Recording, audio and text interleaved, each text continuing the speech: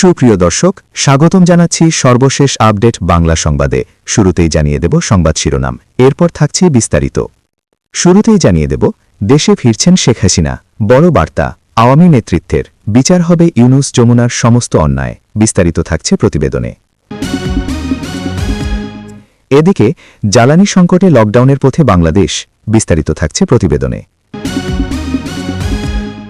আরও জানিয়ে দেব, রাতে সংসান দখল, দিনে সম্প্রীতির বুলি, 2001 সাল ফেরত এলো, এবার গাইবান্ধা দিয়ে শুরু। বিস্তারিত থাকছে প্রতিবেদনে। আরও জানিয়ে দেব, রাষ্ট্রের হেফাজতে হাতকড়া পরা পঙ্গু বৃদ্ধের মৃত্যু, জবাব দেবে কে? বিস্তারিত থাকছে প্রতিবেদনে। আরও জানিয়ে দেব, বন্যা টাকা ও জুলাই ফাউন্ডেশনের টাকার হিসেব নেই, মুখ লুকোচ্ছেন কেন আসিফ? বিস্তারিত থাকছে প্রতিবেদনে। এবং সর্বশেষ জানিয়ে দেব, পাঠ্য বই দুর্নীতি, ইউনুসের সংস্কার, সিন্ডিকেটের উৎসব। বিস্তারিত থাকছে প্রতিবেদনে। সুপ্রিয় দর্শক, এতক্ষণ শুনছিলেন সংবাদ শিরোনাম, এবারে শুনবেন বিস্তারিত। তার আগে ভিডিওটি ভালো লাগলে এবং সর্বশেষ আপডেট নিউজ পেতে চ্যানেলটি সাবস্ক্রাইব করুন। ধন্যবাদ। এর আগে ভিডিও বার্তার মাধ্যমে বহুবার শেখ হাসিনা জানিয়েছেন তিনি দেশে ফিরবেন। শুধু তাই নয়, বাংলাদেশকে বিশৃঙ্খল পরিস্থিতি থেকে স্থিতিশীল করবেন। মোহাম্মদ ইউনুসের জমানার প্রত্যেকটা অন্যায়ের বিচার করবেন তিনি। এবার তারই দলের এক বিশ্বস্ত নেতৃত্ব এমন বার্তাই দিলেন। আর সেই বার্তা কোনো কল্পনাতীত নয়, বরং আত্মবিশ্বাস স্পষ্ট ধরা পড়ছে বলেই মনে করছেন বিশেষজ্ঞরা।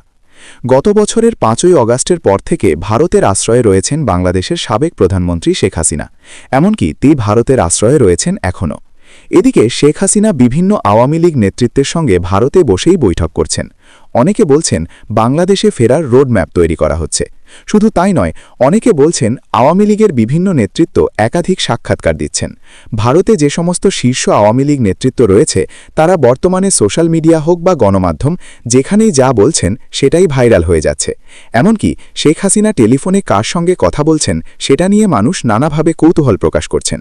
বহুদিন পর গণমাধ্যম সূত্রে দেখা গিয়েছে ওবায়দুল কাদেরকে। তিনি ভারত ও একটি কানাডার সংবাদ মাধ্যমে বেশ কিছু বক্তব্য দিয়েছেন, যা ঘিরে বাংলাদেশে তৈরি হয়েছে হইচই। অন্যদিকে সাবেক স্বরাষ্ট্রমন্ত্রী আসাদুজ্জামান খান কামাল তিনিও বিভিন্ন গণমাধ্যমের সামনে আসছেন। তাকে পরিচয় করিয়ে দেওয়ার সময় আওয়ামী লীগের শীর্ষ নেতা হিসাবে পরিচয় দেওয়া হয়েছে বলে সূত্রের খবর, কিন্তু আদতে তিনি আওয়ামী লীগের নেতা ছিলেন না কোনোদিন, বরং তিনি বরাবর মন্ত্রী অর্থাৎ আওয়ামী লীগ সরকারের শীর্ষ মন্ত্রিত্ব সামলেছেন। এখানেই প্রশ্ন উঠছে, তবে কি আসাদুজ্জামান কামালকে শেখ হাসিনা আওয়ামী লীগের নেতা হিসাবে চাইছেন? এছাড়াও ওবায়দুল কাদের যে বক্তব্যগুলি রেখেছেন সেগুলি শুনেও অনেকে আলোচনা করছেন। আওয়ামী লীগ জনগণকে নিয়ে কাজ করেছে, তাদের মূল শক্তি হল জনগণ। এমনকি মোহাম্মদ ইউনুসকে নিয়ে বলতে গেলে তিনি বলেন মৌলবাদী সংগঠনগুলির ওপর ভরসা করছেন। এমনকি তিনি জানিয়ে দেন শেখ হাসিনা দেশে ফিরবেন। এমনকি সমস্ত আওয়ামী লীগ নেতাকর্মীদের সঙ্গে তার রীতিমতো যোগাযোগ রয়েছে।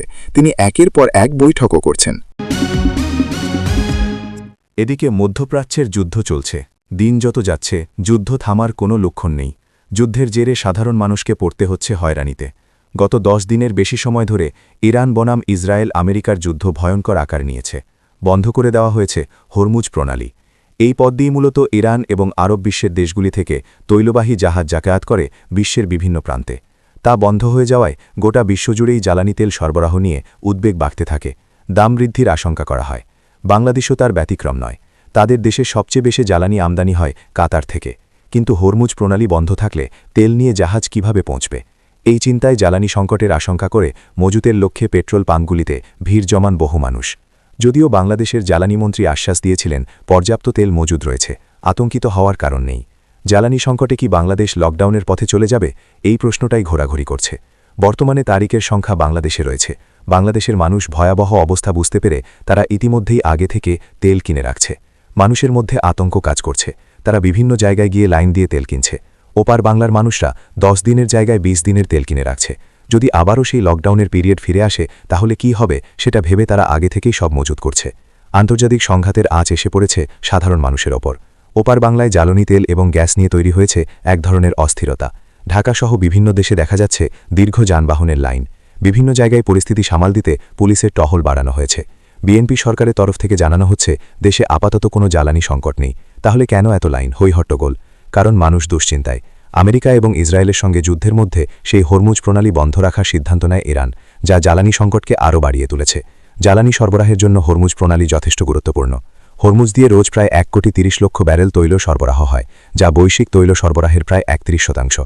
সেখানে জাহাজ চলাচল বন্ধ থাকার অর্থ ইরাক, কুয়েত, সৌদি আরব, সংযুক্ত আরব আমিরশাহী এবং ইরানের বন্দর থেকেও তেল সরবরাহ বন্ধ।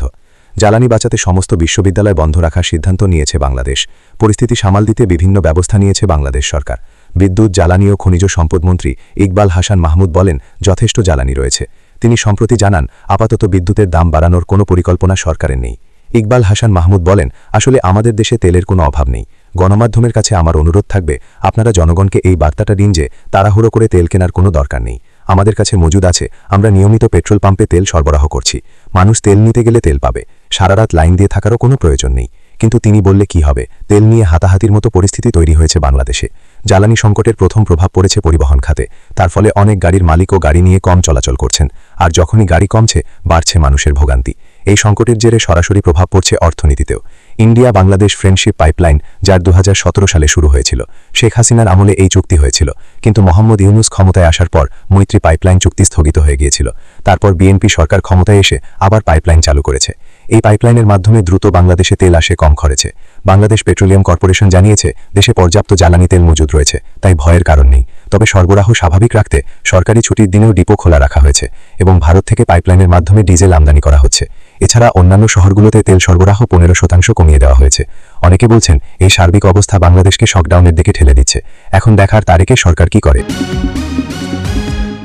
এদিকে গাইবান্ধার জুম্মাপাড়ায় একটা শ্মশান আছে। হিন্দু সম্প্রদায়ের মানুষ সেখানে তাদের মৃতদের শেষকৃত্য করেন।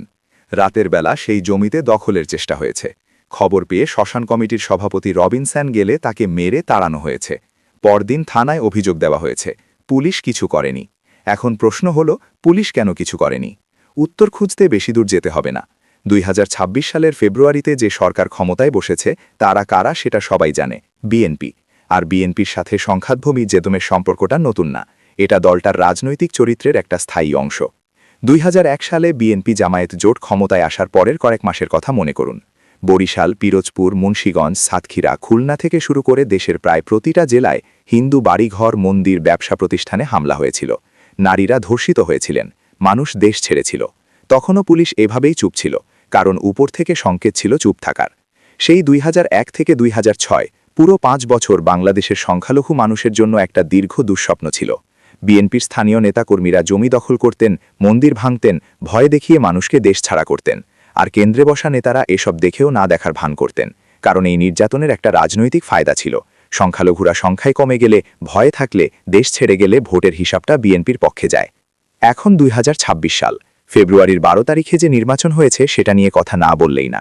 দেশের প্রধান রাজনৈতিক দলগুলো সেই নির্বাচনে ছিল না। ভোটার উপস্থিতি কেমন ছিল সেটা সরকারি সংখ্যা আর মাঠের বাস্তবতা মেলালেই বোঝা যায়। এই নির্বাচনের মাধ্যমে যে বৈধতা দাবি করা হচ্ছে সেটা আসলে কাগজে। জনগণের ম্যান্ডেট যার নেই, তার কাছে জনগণের নিরাপত্তা চাওয়াটাই হয়তো ভুল প্রশ্ন। কিন্তু তারপরও প্রশ্ন উঠছে, কারণ রাষ্ট্র চলছে, পুলিশ আছে, থানা আছে, প্রশাসন আছে। গাইবান্ধার সদর থানার ওসি একটা অভিযোগ পেয়ে সেটা ফেলে রেখেছেন। এই ফেলে রাখাটা নির্দোষ গাফিলতি না, এটা একটা রাজনৈতিক সিদ্ধান্ত। স্থানীয় মাসুদ রানা এবং তার দলবল যারা রাতের বেলা শ্মশানের জমি দখল করতে গেছে, তারা কোনো না কোনোভাবে স্থানীয় বিএনপির ক্ষমতার ছায়ায় আছে বলেই পুলিশ সাহস পাচ্ছে না নড়তে। এই ছায়া কোথা থেকে আসছে সেটা বুঝতে রকেট সায়েন্স লাগে না। বিএনপি একটা দল যেটার জন্ম সেনানিবাসে, যার রাজনৈতিক ভিত্তি বারবার সংখ্যালঘু বিরোধী সহিংসারের উপর দাঁড়িয়েছে। যে দলের নেতাকর্মীরা 2001 থেকে 2006 পর্যন্ত যা করেছিল তার জন্য একটা বিচারও হয়নি।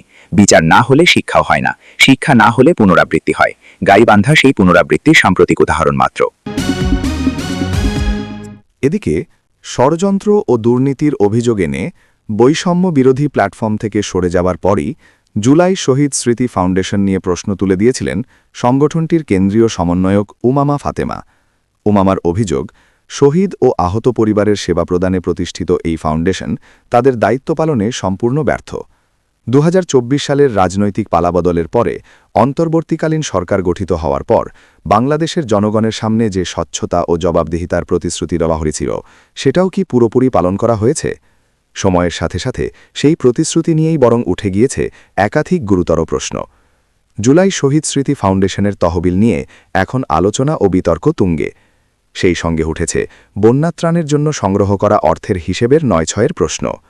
আর প্রায় সব প্রশ্নের ক্ষেত্রেই জড়িয়ে যাচ্ছে বৈষম্য বিরোধী নেতা তথা সাবেক উপদেষ্টা আসিফ মাহমুদের নাম।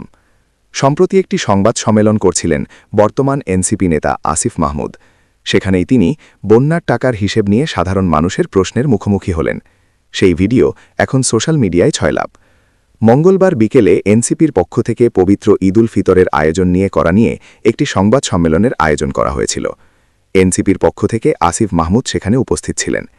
এ ঘটনার একটি ভিডিও সামাজিক যোগাযোগ মাধ্যমে ভাইরাল হয়েছে। ওই ভিডিওতে গেছে সংবাদ সম্মেলনে কথা বলছেন এনসিপি নেতা আসিফ মাহমুদ। এমন সময় সামনে থেকে এক ব্যক্তি আসিফ মাহমুদকে প্রশ্ন করতে শুরু করেন। ওই ব্যক্তি বলতে থাকেন, আপনাদের কাছে বন্যার যে টাকাগুলো দেওয়া হয়েছিল সেই টাকাগুলোর কি হিসেব এখন পাওয়া যাবে? বন্যার টাকা তো ফান্ডে দেওয়া হয়েছিল, সেই টাকাগুলো কোথায়? স্বভাবতই এই প্রশ্নবাণে যথেষ্টই বিব্রত হয়ে পড়েন ছাত্রনেতা আসিফ। সে সময় কারো তো হতচকিত হয়ে পড়েন। এ সময় ঘটনাস্থলে ওই ব্যক্তিকে নিয়ে হট্টগোল শুরু হয়। সাংবাদিকরা তার পরিচয় জানতে চাইলে প্রশ্নকারী নিজেকে জুলাই যোদ্ধা বলে পরিচয় দেন। হট্টগোলের মধ্যে প্রশ্নকারী আফিস মাহমুদকে সন্ত্রাস ও মববাজ বলেও চিৎকার জুড়ে দেন। তিনি প্রশ্ন করতে থাকেন, বন্যার টাকা কোথায় গেছে সেটি কি আমি জানতে চাইতে পারি না? উনি কোটি টাকার গাড়িতে চড়েন, এই টাকা কই থেকে আসে? এদিকে ২৪শে যখন জুলাই আন্দোলন হল, তখন সেটা জায়েজ করতে বলা হয়েছিল দেশ বদলে যাবে, দুর্নীতি শেষ হবে, নতুন বাংলাদেশ হবে। তা সেই নতুন বাংলাদেশে কি হল? ছোট ছোট বাচ্চাদের পাঠ্য বই ছাপানোর টাকা থেকে ৬৫৮ কোটি ৮৫ লাখ টাকা সিন্ডিকেট করে লুট হয়ে গেল।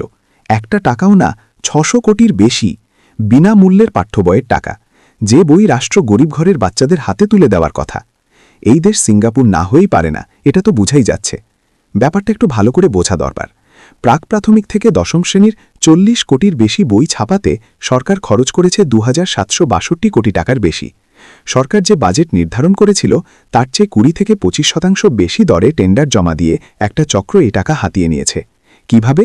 টেন্ডারের গোপন দর আগে থেকেই ফাঁস করে নিজেদের মধ্যে লট ভাগ করে নিয়েছে। কর্ণফুলী আর্ট প্রেস, প্রমা প্রেস, সরকার প্রিন্টিং, অগ্রণী প্রিন্টিং, আনন্দ প্রিন্টার সহ একগুচ্ছ প্রতিষ্ঠান মিলে ঠিক করে নিয়েছে কে প্রথম, কে দ্বিতীয়, কে তৃতীয় সর্বনিম্ন দরদাতা হবে। সরকার প্রিন্টিংয়ের মালিক দুলাল সরকারের অফিসেই এই গোপন বৈঠক হয়েছে। আর এনসিটিভির যেসব অসাধু কর্মকর্তা তাদের কাছে টেন্ডারের দর বিক্রি করেছেন, তারাও এই লুটের অংশীদার। মজার বিষয় কি জানেন? জুলাই দাঙ্গার মর আগে, মানে আওয়ামী লীগের আমলে, প্রাথমিকের বই ছাপার টেন্ডারে প্রেসগুলো সরকারের নির্ধারিত দরের চেয়ে গড়ে 10% কমে কাজ নিত। আর ইউনুসের সংস্কারের আমলে সেটা হয়েছে ২০ থেকে ২৫% বেশিতে। এটাই হলো পরিবর্তন। আমরা নাকি আগে খারাপ ছিলাম, এখন বেহেস্তের যুগে আছি, আলহামদুলিল্লাহ। এখানে আরেকটা বিষয় আছে যেটা কাউকে বলতে শুনছি না। ইউনুস সরকার আন্তর্জাতিক টেন্ডার বন্ধ রেখেছিল। আগে বিদেশি প্রতিষ্ঠানও বই ছাপা টেন্ডারে অংশ নিতে পারত, যে কারণে দেশীয় প্রেসগুলো প্রতিযোগিতামূলক দরে কাজ নিতে বাধ্য হতো। আন্তর্জাতিক টেন্ডার বন্ধ থাকায় সেই প্রতিযোগিতা আর ছিল না। দেশীয় সিন্ডিকেট পুরো মাঠ পেয়ে গেছে। এটা কি ঘটনাক্রমে হয়েছে নাকি সুচিন্তিতভাবে? শুধু বই ছাপা নয়, কাগজের বাজারও এই চক্রের নিয়ন্ত্রণে ছিল। মিল থেকে আগাম চুক্তি করে কাগজ কিনে গুদামে লুকিয়ে রাখো, বাজারে কৃত্রিম সংকট তৈরি করো, দাম বাড়িয়ে ছোট প্রেসগুলোকে সেই কাগজ কিনতে বাধ্য করো। পাঠ্য বইয়ের মলাটে লাগে ২৩০ জিএসএম আর্ট কার্ড, সেটা সম্পূর্ণ আমদানি নির্ভর। সেই আর্ট কার্ডও অবৈধভাবে আমদানি করে গুদামে লুকিয়ে দাম বাড়ানো হয়েছে। ট্যাক্স ভ্যাট না দিয়ে আনা মানে রাষ্ট্রের রাজস্ব মেরে খাওয়া হয়েছে। তানভীর ৪০০ কোটি খাওয়ার পর খালাস পেয়েছে, এখন ৬৫০ কোটিও খালাস পেয়ে যাবে। জুলাইয়ের বাংলাদেশ, সংস্কার সংস্কার, ম্যাজিক ম্যাজিক। এনসিপির লোকেরা ১ কোটি টাকার খেজুরের হিসাব নিয়ে রাত দিন চেঁচালো, আর ইউনুসের সময় ১,০০০ কোটি লুট হলো, সেই হিসাব কেউ চাইল না। ১৮ মাস অলি আউলিয়া পীরদের হাতে দেশ ছিল। যে মানুষটা বিদেশি অর্থ, জঙ্গি সংগঠনের মাঠশক্তি আর সামরিক বাহিনীর সমর্থন নিয়ে নির্বাচিত সরকার ফেলে দিয়ে ক্ষমতায় বসেছিলেন, তিনি প্রতিটি ভাষণে সংস্কার বলে গেছেন। সেই সংস্কারের ফল হল বাচ্চাদের বইয়ের টাকায় সিন্ডিকেট। এটা ২০২৬ সালের মার্চে সামনে এসেছে, বিএনপি সরকারের আমলে। ইউনুস তখন আর চেয়ারে নেই, কিন্তু যে টাকাটা গেছে সেটা তো গেছেই। যে বাচ্চাটা নিম্নমানের কাগজে ছাপা বই পেয়েছে বা পায়নি, সে তো ফেরত পাচ্ছে না, দায় কে নেবে? এদিকে শাহানুর আলম শান্তর বয়স ছিল ৬০ বছর। এক পা নেই তার। ২০১৮ সালের একটা সড়ক দুর্ঘটনায় হারিয়েছিলেন। কৃত্রিম পায়ে চলতেন। গত ৪ জানুয়ারি বগুড়া শহরের একটা বিউটি পার্লারে স্ত্রীর সঙ্গে দেখা করতে গিয়েছিলেন লুকিয়ে। সেখানে তাকে চিনতে পেরে ধরে ফেলে মারধর করা হয়। পুলিশ এসে উদ্ধার করে থানায় নিয়ে যায়। তারপর মামলায় গ্রেফতার, জেল। ৬ সপ্তাহ পর ঢাকার একটা হাসপাতালে রাত ১০টার দিকে মারা গেছেন, হাতকড়া পরা অবস্থায় মেঝেতে। একটু ভাবুন এই দৃশ্যটার কথা। একজন পঙ্গু মানুষ হাসপাতালের মেঝেতে হাতকড়া পরা। এই অবস্থায় তিনি কোথায় পালাতেন, কার কাছে হুমকি ছিলেন তিনি?